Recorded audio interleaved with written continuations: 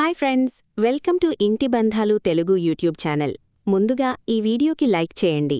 Arrest అయిన మనోజ్ని కాపాడిన బాలు. నిజం తెలుసుకొని బాలుని క్షమాపణ అడిగి కుమిలిపోతున్న ప్రభావతి. అసలిదంతా ఎలా జరగబోతుంది అనేది ఈ వీడియోలో తెలుసుకుందాం. వీడియోని చివరి వరకు స్కిప్ చేయకుండా చూసేయండి. వీడియో నచ్చితే తప్పకుండా లైక్ చేయండి. మనోజైతే కొత్త ఇల్లు కొంటాడు కదా, ఆ ఇంట్లో ఉండడానికి అందరూ కూడా వెళ్తారు. వెళ్ళిన తర్వాత ఇక ప్రభావతి అయితే మధు మనోజ్ని చూసి చాలా అంటే చాలా ఆనందపడిపోతూ ఉంటుంది. రే మనోజ్, నువ్వు ఇంత ఇంటిని కొన్నావంటే అసలు కూడా నమ్మలేకపోతున్నాన్రా అని అంటూ ఉంటుంది ప్రభావతి. చూశావ్రా, ఎప్పుడూ నిన్ను నమ్మే అమ్మా ఈరోజు నువ్వు ఇంత ఇల్లు కొన్నావంటే నమ్మలేకపోతుందంటా అని అంటూ ఉంటాడు బాలు. ఇంతలో కామాక్షి అయితే, అవున్రా, నువ్వు చెప్పింది నిజమే. ఏంటో దినా, నీకు నమ్మకం లేదా అంటే మనోజ్గాడు ఈ ఇల్లు కొనలేదంటావా అని అంటూ ఉంటుంది కామాక్షి.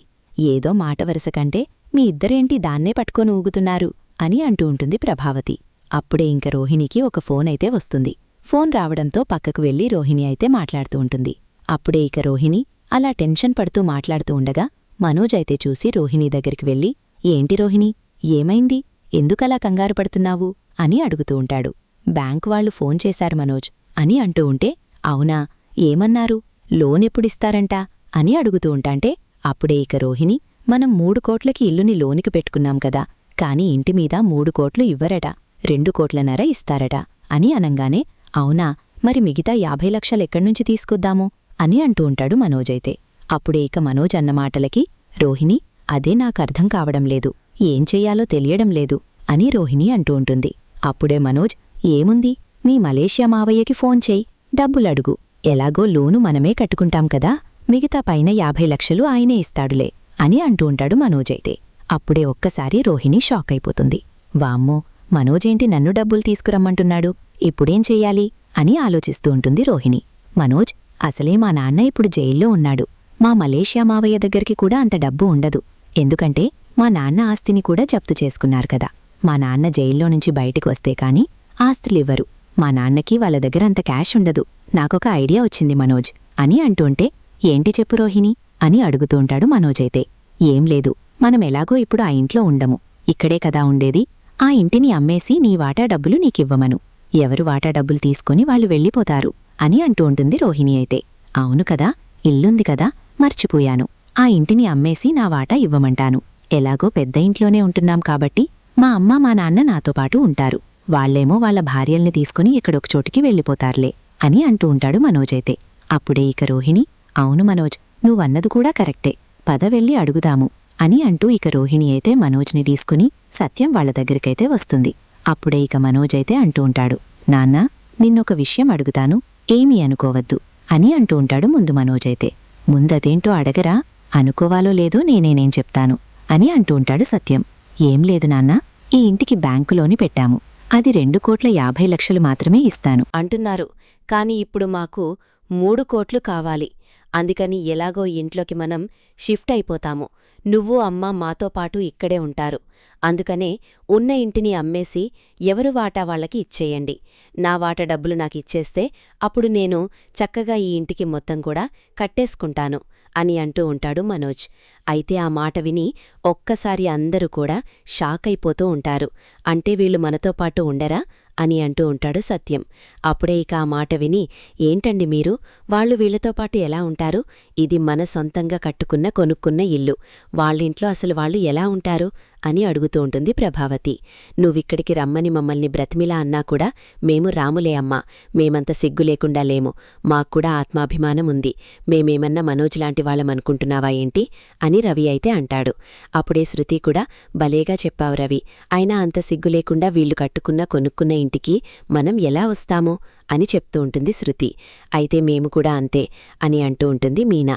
అప్పుడే ఇక బాలు అయితే, రేనాన్న, రిటైర్మెంట్ డబ్బులు మొత్తం కూడా 40 లక్షలు మాకేమీ రాకుండా మింగేశావు, ఇప్పుడు మళ్ళీ ఇంటిని కూడా మింగేయాలని చూస్తున్నావురా, నువ్వు సొంత ఇంటిని కొనుక్కొని బాగానే వచ్చేస్తావు, అంటే మేము ఆ ఇల్లు అమ్మేసుకొని అద్దింటూ వెంబటి తిరగమా అని అడుగుతూ ఉంటాడు ఇక బాలు అయితే.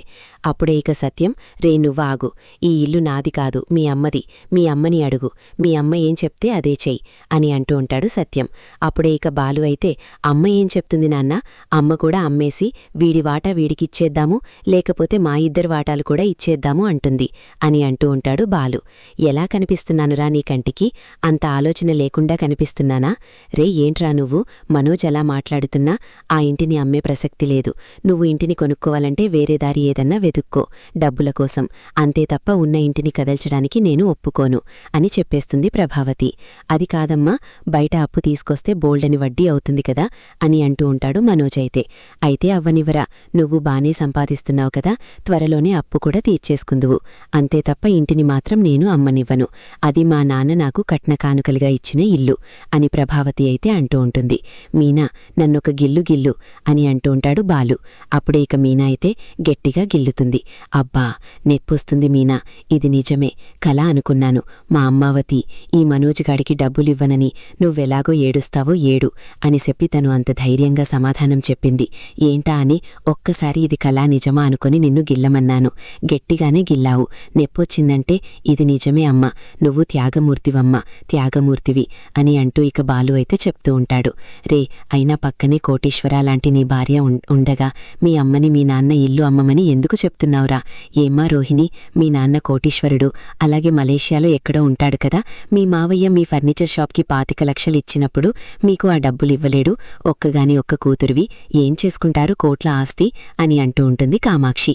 అయితే ఇక కామాక్షి అన్న మాటలకి అప్పుడే అదే మా మావయ్య దగ్గర కూడా అంత క్యాష్ ఉండదు, మా నాన్న జైల్లో ఉన్నారు కదా అని అంటూ ఉంటుంది రోహిత్ని. అప్పుడప్పుడు వాళ్ల నాన్న జైల్లో ఉన్నాడని ఇలాంటి సందర్భంలో బాగా నొక్కి మరీ చెప్తుంది. మా పార్లల్లమ్మ అని అంటూ ఉంటాడు బాలు. ఇక బాలు అలా అందరూ కూడా మాట్లాడుకుంటూ ఉండగా ఇంతలో అక్కడుండే పాత సెక్యూరిటీ గార్డైతే అక్కడికి వస్తాడు. ఎవరు మీరు, ఇంట్లోకి ఎలా వచ్చారు అని అడుగుతూ ఉంటాడు.